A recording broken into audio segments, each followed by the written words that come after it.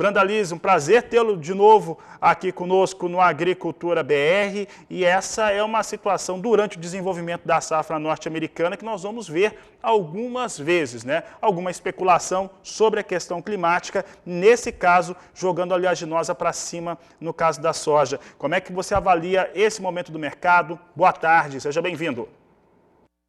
Boa tarde, Fabiano. Boa tarde a todos. Olha, Fabiano, hoje foi o mercado está forte e alta, não só a soja, como milho, trigo, todas as commodities estão em alta. O meio oeste americano meio seco nessa semana, então isso é um fator. Temperaturas baixas em alguns lugares na divisa com o Canadá ali. Mas essas geadas em si aí nessa divisa com o Canadá, elas têm pouco impacto em si. Ela tem mais um fator psicológico do momento, mas o dia é da disparada do preço do petróleo, né? Tá puxando todo mundo para cima, fez o milho disparar também, e a soja vai atrás, né? A forte demanda, as economias mundiais saindo da pandemia, e tudo isso em função de que muitos países estão divulgando os resultados da economia aí agora do primeiro trimestre do ano, e a exemplo dos Estados Unidos, as economias estão saindo um pouco melhores do que se esperava. Então isso é sinal que vem demanda, e isso acabou puxando bastante o petróleo, que chegou a furar os $70 o barril, e disparou as commodities, né? Então é um dia das commodities em alta, os investidores apostando nas commodities, tudo para cima, mas nós temos que alertar que esse é um momento de cavalinho encilhado para o produtor, não é uma tendência, ele é um momento, e não é uma tendência, porque o clima americano deve se normalizar aí na próxima semana, e ele vai voltar a ser influente aí sobre o mercado. Então é uma semana positiva, talvez seja uma semana boa para fazer negociações,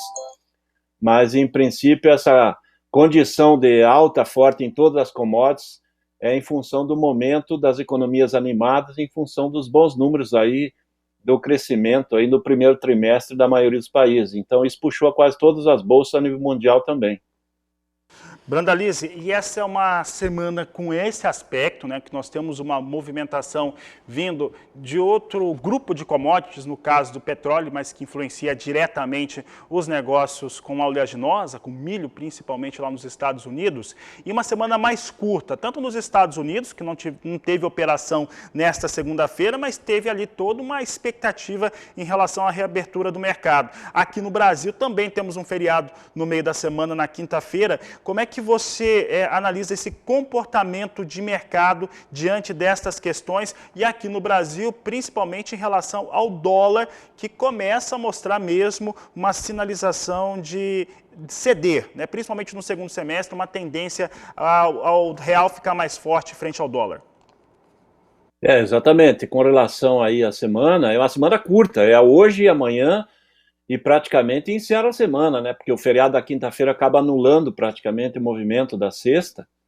E ontem não tivemos aí o mercado internacional, em função do feriado americano e inglês, que dominam esse período aí. Então, automaticamente, hoje e amanhã são os dias de negócios, e depois dá uma paradeira. Por causa do mercado interno, o dólar está em queda aí de mais de 1% hoje, justamente porque aqui também ontem saiu o relatório do IBGE aí, mostrando o crescimento econômico aí do primeiro trimestre bem maior do que o mercado esperava. Então isso trouxe uma tranquilidade, está fazendo pressão positiva na Bolsa brasileira, e aí derruba o mercado de câmbio, né? O câmbio recuando forte e anulando um pouco dos ganhos que poderia ter na soja, né? Então a soja ganha forte lá em Chicago, com mais de 2% de alta, mas aqui ela perde um pouco no dólar. Então na média nós estamos aí a nível de Brasil, com cerca de R$ 1 a mais na soja do que trabalhava na sexta-feira.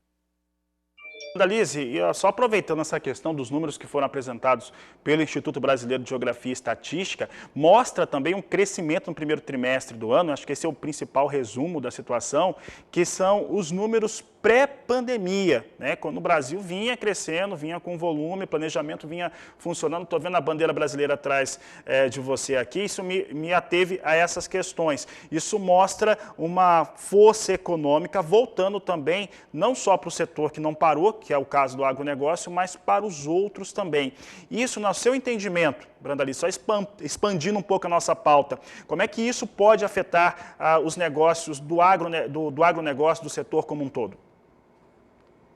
Olha, esse resultado desse que o IBGE mostrou aí, mostrando que o Brasil está com um crescimento econômico já na condição de antes da pandemia, isso é muito bom, né? Porque o segmento todo aí está apoiando e há um otimismo na economia brasileira, que passando essa fase de vacinação, o Brasil deve avançar bem, há um potencial reprimido muito grande, e o que a gente tem para colocar é que o agro é o setor que está puxando mais rápido, né? Nós estamos puxando muito forte a fila, está puxando todos os segmentos, já está sentindo até falta de equipamento, máquinas agrícolas, peças, isso há uma necessidade importante da volta do setor industrial a todo vapor, e hoje à tarde a SESEX deve divulgar também agora, a partir das 15 horas, o resultado das exportações brasileiras do mês de maio, e o segmento segue com muito otimismo. A soja provavelmente vem acima de 17 milhões de toneladas agora no relatório do fechamento de maio, e provavelmente já é o melhor mês de maio da história da soja, então, e ela trazendo aí, nós esperamos aí mais de 8 bilhões de dólares em divisas, talvez bata 9 bilhões de dólares aí no complexo soja, e isso acaba irrigando o mercado nacional, por isso que a economia começa a andar numa situação um pouco mais privilegiada aí, porque nós temos o nosso agro muito forte, o setor da carne também ganhando ritmo na exportação e trazendo muitas divisas. Então, esse fator aí está acabando servindo aí para amenizar a crise da pandemia, que está pegando alguns setores ainda que estão parados, mas no geral a gente já está sentindo um otimismo vindo e as porteiras se abrindo para o crescimento do Brasil. Aí, colocamos a bandeira, estamos apostando no Brasil, aí, Fabiano. Sim, e por falar em Brasil, quero fazer uma pergunta para você, Brandalize, e aí eu estou escapando um pouco daquela pauta que a Naira combinou contigo quando a gente conversou. Mas é o seguinte, a respeito de milho, tá? Hoje eu estava vendo alguns dados, né? Uma empresa de consultoria divulgou números para o Centro-Sul, reduziu a estimativa de produção para 60 milhões de toneladas nos estados que compõem aí o chamado Centro-Sul do Brasil. É uma nova queda, né, que eles estão apresentando. Em abril eles estavam apostando em 73, já caiu para 60. A questão que eu vou te perguntar o seguinte, as empresas privadas têm acreditado numa produção menor mesmo de milho. Quando nós tivermos esse milho colhido, ainda que em quantidades menores, o mercado vai ter que, de certo modo, optar ou por atender o mercado doméstico ou para exportá-lo, para embarcá-lo. Neste cenário, pensando em dólar, pensando em paridade, pensando na demanda interna, quem que você acredita que deve ser atendido aqui no Brasil, Brandalize? Olha, nós plantamos aí cerca de 15 milhões de hectares de milho nessa safrinha. O potencial inicial era de chegar a 90 milhões de toneladas. Só que a safrinha ela foi muito prejudicada aí com seca, com geada agora nessas últimas 2 semanas.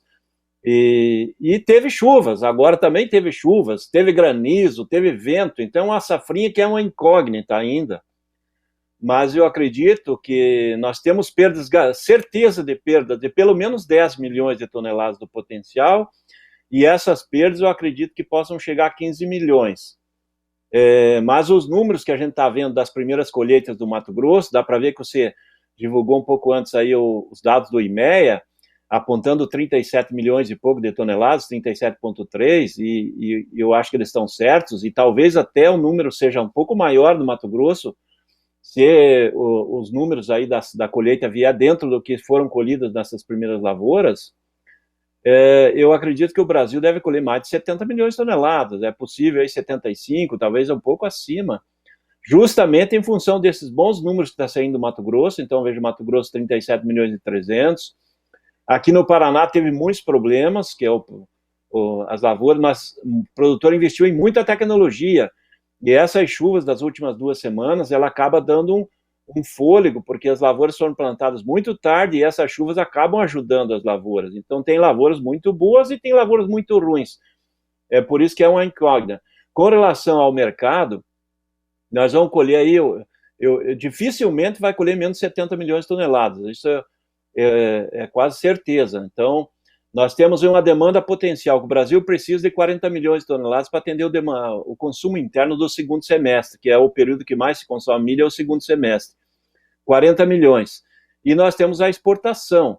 Então, mesmo que a gente colha 70 milhões de toneladas, nós teremos 30 para exportação. E quem comanda o mercado é o valor que liquida na exportação, né? Porque hoje, mesmo com essa forte alta aí no mercado de Chicago, os portos estão dando chance de R$ 82 para setembro, outubro. Então, esse é um balizador do mercado.